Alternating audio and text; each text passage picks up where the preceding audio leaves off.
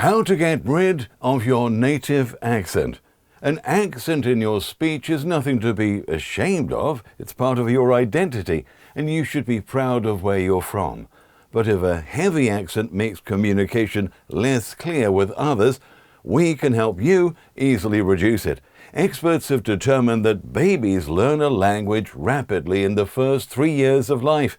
They don't learn actual words or vocabulary, of course, but they store the basic building block sounds of the native language they hear being spoken all around them. Now, many of these basic sounds can vary for various English-speaking areas of the globe, and these basic vocal sounds are often very different for completely different languages. For example, native French speakers aren't used to saying the hard h sound.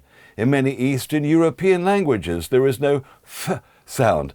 German speakers can confuse the w and v sounds. Many Asians confuse the r sound with the l sound.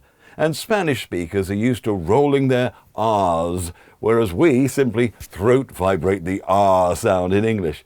So when people brought up in another language and culture attempt to mimic native English sounds, they speak their own native interpretation of these basic sounds, and so they speak with an accent. In our new course at VoiceOver Masterclass, How to Speak English Clearer in 30 Days, we'll teach you all the native English sounds you'll need and give you exercises to reduce your accent and help you communicate clearer, especially when you're working with mostly people who are native English speakers.